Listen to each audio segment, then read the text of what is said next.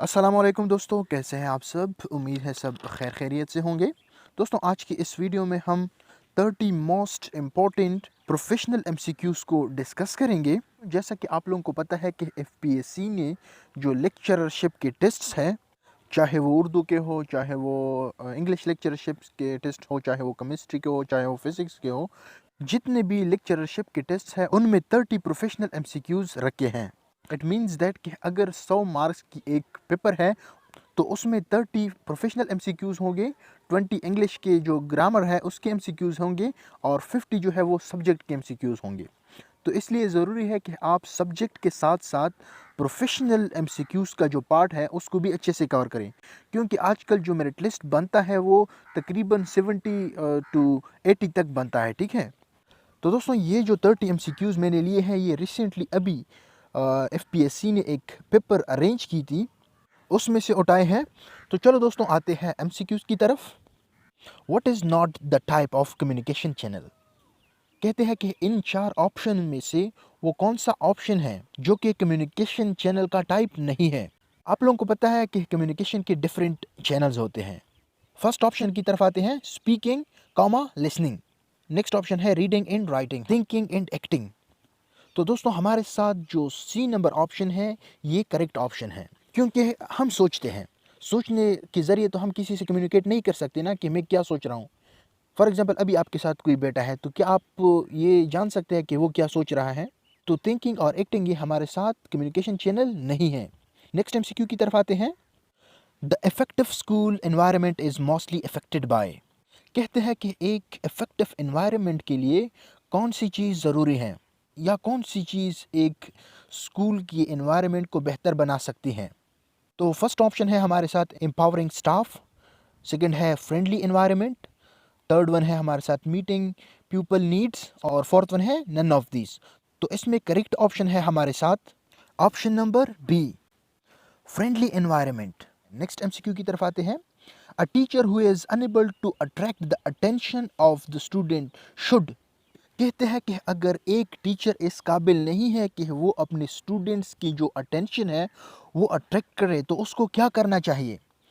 First option है हमारे साथ evaluate his teaching method, second है मोटिवेट स्टूडेंट्स, थर्ड है finds faults in his peoples. तो इसमें करेक्ट ऑप्शन है हमारे साथ एवेलुएट हिज टीचिंग मेथड्स। इसका मतलब ये है कि अगर एक टीचर अपने स्टूडेंट का अटेंशन अट्रैक्ट नहीं कर सकता तो उसको चाहिए कि वो अपनी जो टीचिंग मेथड्स है उसको चेंज करे, उसमें इम्प्रूवमेंट लाए, उसको बेहतर बनाए अपने टीचिंग मेथड को। नेक्स्ट एमसीक्यू की तरफ आते हैं। One of the purpose of introduction part of a lesson plan is to get. कहते हैं कि जब एक टीचर लेसन प्लानिंग करता है तो वो लेसन प्लानिंग में सबसे पहले इंट्रोडक्शन को रखता है। तो इसका मतलब क्या होता है, तो वो है अटेंशन, मतलब स्टूडेंट अटेंटिव हो जाए, स्टूडेंट को जो कल पढ़ाया था वो थोड़ा बहुत रिवाइज हो जाए और वो अटेंटिव हो जाए। ठीक है, नेक्स्ट एमसीक्यू की तरफ आते हैं। A teacher teaching technique of asking the question in the class is to. Option number 1, keep the student busy, number 2, attract students attention, to maintain discipline. तो इसमें करेक्ट ऑप्शन है हमारे साथ अट्रैक्ट स्टूडेंट अटेंशन। तो जब एक teacher class में आकर सबसे पहले स्टूडेंट से क्वेश्चन पूछता है इंट्रोडक्शन से पहले, मतलब कल उसने जो पढ़ाया था उसमें क्वेश्चन पूछता है, तो उसका क्या मतलब हो सकता है, वो क्यों ऐसा करता है, ताकि स्टूडेंट अटेंटिव हो जाए, ताकि स्टूडेंट की अटेंशन जो है वो टॉपिक की तरफ आ जाए। तो इसका करेक्ट ऑप्शन है हमारे साथ attract students attention. Next question की तरफ आते हैं। When the majority of student in a class are not performing in the class the teacher should. कहते हैं कि जब एक क्लास में मेजॉरिटी ऑफ स्टूडेंट्स अच्छा परफॉर्म नहीं करते तो एक टीचर को क्या करना चाहिए। दोस्तों इसके ऑप्शन जो थे वो बहुत लंबे थे, मतलब इसकी जो ऑप्शन थे ना ए बी सी वो बहुत लंबे थे, तो इसमें जो करेक्ट ऑप्शन था वो मैंने सेलेक्ट कर दिया, तो वो है plan mini hands on activities. आप लोग इसका ये जो ऑप्शन है वो याद रखें, क्योंकि मेरा भी आइडिया नहीं है कि प्लान मेनी हैंड्स का क्या मतलब है, लेकिन इसका जो एग्जैक्ट करेक्ट ऑप्शन है वो यही है। नेक्स्ट एमसीक्यू की तरफ आते हैं। In which of the teaching method student are passive learner. जैसा कि आप लोगों को पता है कि टीचिंग के डिफरेंट मेथड्स होते हैं, लेकिन यहाँ पर पूछा गया है कि वो कौन सा मेथड है जिसमें जो स्टूडेंट्स होते हैं वो पैसिव होते हैं।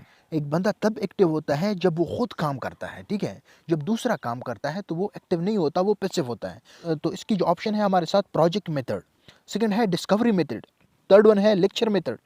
तो दोस्तों इसका जो करेक्ट ऑप्शन है वो है लेक्चर मेथड, क्योंकि लेक्चर मेथड में जो स्टूडेंट होते हैं वो पैसे होते हैं, जस्ट सुनते हैं, खुद कुछ नहीं करते, जस्ट सुनते हैं, नॉलेज एक्वायर करते हैं, ठीक है। नेक्स्ट एमसीक्यूज है हमारे साथ, which is not the focal point of triangular purpose of training.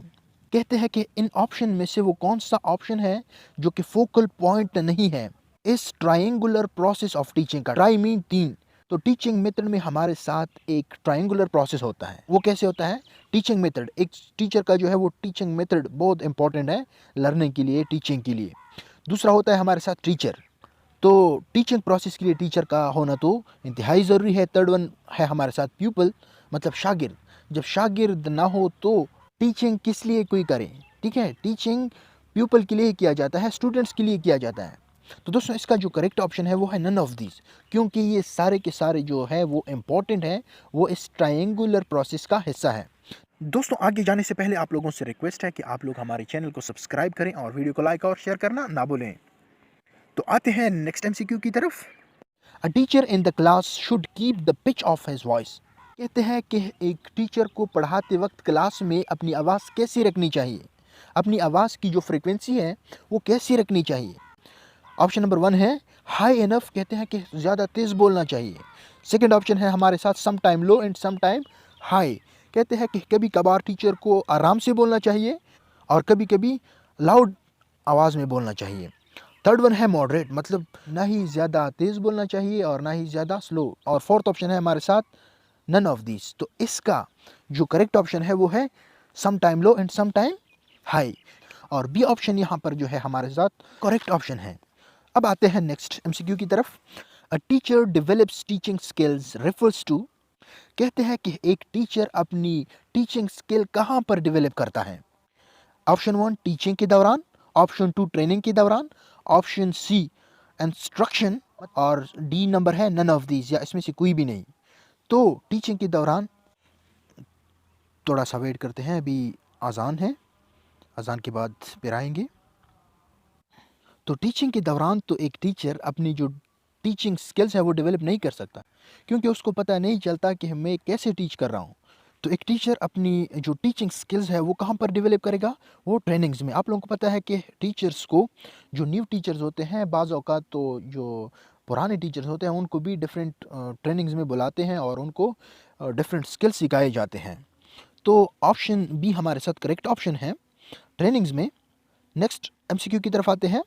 The word management is derived from Italian word.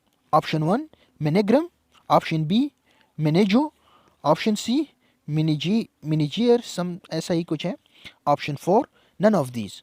तो इसमें जो हमारे साथ करेक्ट ऑप्शन है वो है मैनेजियर, ऑप्शन नंबर सी हमारे साथ करेक्ट ऑप्शन है। अब आते हैं नेक्स्ट एमसीक्यू की तरफ। इन और examination structure the identification of examination centres is the responsibility of, कहते हैं कि एग्जामिनेशन सेंटर्स को आइडेंटिफाई करना या एग्जामिनेशन सेंटर्स को सेलेक्ट करना कि कहाँ पर जो मैट्रिक है, सेकेंड ईयर है, या दूसरे जो एग्जामिनेशंस है एफपीएससी की, या दूसरे मतलब जो एग्ज़ाम्स कंडक्ट होते हैं उनका जो हाल है वो कहाँ पर होगा, कौन सी स्कूल कौन सी कॉलेज में होगा। तो कहते हैं कि ये किसकी रिस्पॉन्सिबिलिटी है। तो फर्स्ट ऑप्शन है हमारे साथ असिस्टेंट कंट्रोलर कंडक्ट, सेकंड है हमारे साथ deputy controller of examination, third option है हमारे साथ असिस्टेंट कंट्रोलर सेक्रेसी, और फोर्थ है नन ऑफ दीज। तो इसका हमारे साथ करेक्ट ऑप्शन है वो है option A, assistant controller conduct. Next MCQ की तरफ आते हैं। A national budget has 2 parts. दोस्तों ये जो पेपर में आया है ये प्रोफेशनल एमसीक्यूज़ का हिस्सा नहीं है, लेकिन पता नहीं फिर भी उन्होंने ये एमसीक्यूज़ क्यों दिया है। तो फर्स्ट वन है हमारे साथ इनकम एंड प्लान, और सेकंड है cost and input, third one है थिंकिंग एक्टिंग, और फोर्थ वन है नन ऑफ दीज। यहाँ पे हमारे साथ जो करेक्ट ऑप्शन है वो है इनकम एंड एक्सपेंडिचर। आप लोग इस ऑप्शन को याद रखें, इनकम एंड एक्सपेंडिचर। अब आते हैं नेक्स्ट एमसीक्यू की तरफ। Management is the art of knowing exactly what you want to do and seeing that they do it in the best of cheapest way. Who said this? यहाँ पर एक definition दिया गया है, आप लोग इस डिफिनीशन को पढ़ें, याद करने की तो कोई ज़रूरत नहीं है, लेकिन इतना आप लोगों के ज़हन में होना चाहिए कि ये किसने कहा है। फर्स्ट ऑप्शन है हमारे साथ एफ डब्ल्यू टेलर, सेकंड है F M Smith, third one है जी टेरी पेज और लास्ट वन है हमारे साथ नन ऑफ दीज। तो इसमें जो करेक्ट ऑप्शन है वो है एफ डब्ल्यू टेलर। ठीक है, नेक्स्ट एमसीक्यू की तरफ आते हैं। The ability to disintegrate information into sub parts occur in option number 1 analysis, option number B synthesis, option number C evaluation. इस एमसीक्यू में कहते हैं कि इंफॉर्मेशन को सब पार्ट्स में, इट मींस दैट के टुकड़ों में तकसीम करने की एबिलिटी किस स्टेप में आती हैं। तो फर्स्ट ऑप्शन में हमारे साथ एनालिसिस, तो यही ऑप्शन करेक्ट ऑप्शन है। नेक्स्ट एमसीक्यू की तरफ आते हैं। Application of knowledge and skill for problem solving is involve in. इस एमसीक्यू में कहते हैं कि प्रॉब्लम्स को सॉल्व करते वक्त अपनी नॉलेज के इस्तेमाल कौन से स्टेप में आती हैं। तो फर्स्ट ऑप्शन है हमारे साथ एप्लीकेशन, सेकंड है हमारे साथ एनालिसिस, थर्ड है कॉम्प्रिहेंशन एंड फोर्थ वन है हमारे साथ नन ऑफ दीज। तो यहाँ पर हमारे साथ जो करेक्ट ऑप्शन है वो है एप्लीकेशन। नेक्स्ट एमसीक्यू की तरफ आते हैं। The explanation of ideas and concepts are associated with the level of Bloom's taxonomy. कहते हैं कि ब्लूम टैक्सोनॉमी की जो लेवल्स हैं, 6 लेवल्स हैं, उनमें वो कौन सा लेवल है जिसमें हम अपनी आइडियाज़, अपनी कंसेप्ट को एक्सप्लेन करते हैं। तो यहाँ पर जो करेक्ट ऑप्शन है वो है सी, कंप्रिहेंशन। इट मीन्स दैट कि कंप्रिहेंशन के लेवल पर हम अपने आइडियाज़ और कंसेप्ट को एक्सप्लेन करते हैं।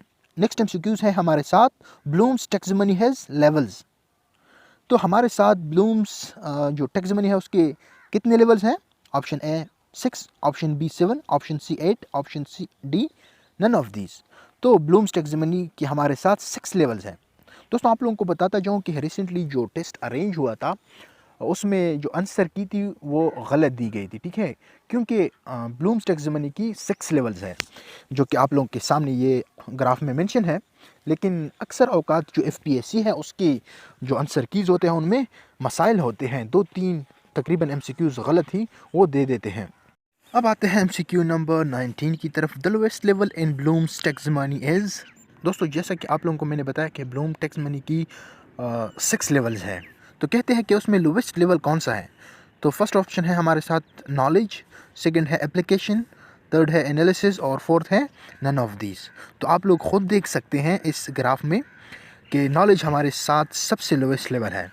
एमसीक्यू नंबर 20 की तरफ आते हैं। Bloom's taxonomy is related to learning styles, cognitive processes, teaching styles and none of these. तो ब्लूम टैक्सोनॉमी हमारे साथ कॉग्निटिव प्रोसेसेस के साथ रिलेटेड है। अब आते हैं नेक्स्ट एमसीक्यू की तरफ। It is not cognitive process under Bloom's taxonomy. कहते हैं कि इसमें कौन सा लेवल है जो ब्लूम टैक्सोनॉमी की कॉग्निटिव प्रोसेस है उसमें शामिल नहीं है। तो फर्स्ट वन है हमारे साथ रिमेंबरिंग, सेकंड वन है अंडरस्टैंडिंग और थर्ड वन है एनालिसिस। तो दोस्तों आप लोग इस ग्राफ में देखिए कि क्या इसमें से कोई भी लेवल जो ब्लूम्स टैक्सोनॉमी की लेवल्स है उसमें शामिल नहीं है। तो बिल्कुल ये तीनों ऑप्शंस मतलब अंडरस्टैंडिंग, रिमेंबरिंग और एनालिसिस ये तीनों शामिल हैं। तो यहाँ पर करेक्ट ऑप्शन है हमारे साथ option D, none of these. Next MCQ की तरफ आते हैं। In which stage of the assessment cycle do educators set specific learning goals and objective for students. तो फर्स्ट ऑप्शन है हमारे साथ डेटा कलेक्शन, सेकंड है डेटा एनालिसिस, थर्ड है प्लानिंग और फोर्थ है नन ऑफ दीज। तो इसमें करेक्ट ऑप्शन है हमारे साथ प्लानिंग। नेक्स्ट एमसीक्यू की तरफ आते हैं। Which of the following is in example of non standardised assessment.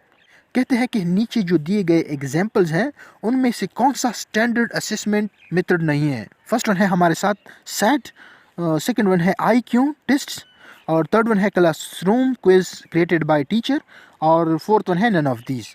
तो फर्स्ट वन जो है हमारे साथ ये स्टैंडर्ड है, सेकंड भी IQ जो टेस्ट होते हैं ये भी स्टैंडर्ड है और थर्ड वन है हमारे साथ classroom quiz created by teacher. ये हमारे साथ नॉन स्टैंडर्डाइज्ड असेसमेंट की एक एग्जांपल है, क्योंकि जो टीचर क्लास में क्विज अरेंज करता है उसकी कोई वैल्यू नहीं होती।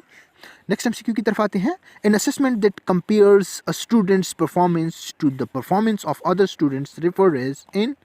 कहते हैं कि जब एक स्टूडेंट की परफॉर्मेंस को दूसरे स्टूडेंट की परफॉर्मेंस के साथ कंपेयर किया जाता है तो उसको क्या कहते हैं। फर्स्ट है हमारे साथ क्रिएशन रेफरेंस्ड टेस्टिंग, सेकंड है डायग्नोस्टिक टेस्टिंग, थर्ड वन है समेटिव टेस्टिंग और फोर्थ वन है नॉर्म रेफरेंस टेस्टिंग। तो इसका जो करेक्ट ऑप्शन है वो है norm referenced testing. Next MCQ की तरफ आते हैं। The material elements of education management includes. कहते हैं कि जो एजुकेशन मैनेजमेंट की जो मटेरियल या फिजिकल एलिमेंट्स हैं वो कौन कौन से हैं। फर्स्ट है मनी, सेकेंड वन है बिल्डिंग एंड ग्राउंड्स, थर्ड है बुक्स एंड इक्विपमेंट्स। तो इसमें जो हमारे साथ करेक्ट ऑप्शन है वो है option D, all of these. क्योंकि पैसे के बगैर एजुकेशन हासिल करना बहुत मुश्किल है। बिल्डिंग और ग्राउंड्स भी ज़रूरी है एजुकेशन के लिए, बुक्स और इक्विपमेंट्स ये भी इंतहाई इंपॉर्टेंट एलिमेंट्स है एजुकेशन के। तो ये सारे के सारे हमारे साथ फिजिकल एलिमेंट्स है एजुकेशन मैनेजमेंट की। नेक्स्ट है the human elements of educational management include. तो फर्स्ट ऑप्शन है हमारे साथ चिल्ड्रन तो इंतहाई इंपॉर्टेंट है, चिल्ड्रन के बगैर एजुकेशन मुमकिन ही नहीं है। पेरेंट्स का भी एक इम्पॉर्टेंट रोल होता है टीचिंग में, एजुकेशन मैनेजमेंट में। क्योंकि पेरेंट्स जो होते हैं वो पेमेंट करते हैं, पेमेंट के अलावा घर पर उसका ख्याल रखते हैं, घर पर उसकी ट्यूशन और दूसरी जो मतलब उसकी एक्टिविटीज़ होती हैं उनका होमवर्क पर ख्याल रखते हैं। थर्ड वन है teacher and other employees. Teacher तो इंतहाई इंपॉर्टेंट होते हैं, आप इस ऑप्शन को अदर एम्प्लॉयज़ के लिए रिजेक्ट नहीं कर सकते। करेक्ट ऑप्शन है यहाँ पर ऑप्शन डी। अब आते हैं नेक्स्ट एमसीक्यू की तरफ। Pedagogy is the study of. Option number 1 education, option number B learning process, option number C teaching methods and option number D guiding students. तो इसमें करेक्ट ऑप्शन है हमारे साथ option number C, teaching methods. Pedagogy में हम क्या करते हैं, टीचिंग मेथड्स को सीखते हैं। नेक्स्ट एमसीक्यू है हमारे साथ the use of technology to enhance learning process is called dash in education. कहते हैं कि जब हम एजुकेशनल पर्पसेस के लिए या लर्निंग प्रोसेसेस के लिए टेक्नोलॉजी का यूज़ करते हैं तो उसको क्या कहते हैं। Option number 1 IT, option number B ICT, option number C information technology and option number D is communication technology. Correct option है ऑप्शन नंबर बी आईसीटी। अब आते हैं नेक्स्ट एमसीक्यू की तरफ। The people grow older the dash of learning declines. कहते हैं कि जब एक इंसान बुढ़ा हो जाता है तो उसका कौन सा लर्निंग का वो कौन सा चीज़ नीचे की तरफ आ जाता है, कम हो जाता है। Option number 1 speed, option number B power, option number C quality, option number D quantity. तो आप लोग मेंशन करें कि कौन सा करेक्ट ऑप्शन है। तो यहाँ पे है हमारे साथ correct option option number A. अब आते हैं last and most important MCQ की तरफ। According to John Dewey school must prepare student for. Option number A present life, option number B future life, option number C entrepreneurship and option number D. तो दोस्तों यहाँ पे जो correct option है वो है option number A present life. तो कहते हैं जॉन दवे के एक स्कूल को चाहिए कि वो स्टूडेंट्स को प्रेजेंट लाइफ के लिए प्रिपेयर करें। तो दोस्तों ये हुए आज के 30 मोस्ट इंपॉर्टेंट एमसीक्यूज़। इंशाल्लाह नेक्स्ट वीडियो में हम मज़ीद 20 to 30 एमसीक्यूज़ डिस्कस करेंगे। तो दोस्तों अगर आप लोगों को हमारी वीडियो अच्छी लगी है तो बराए मेहरबानी आप लोग हमारे चैनल को सब्सक्राइब करें और वीडियो को लाइक और शेयर करना ना भूलें। Thank you very much.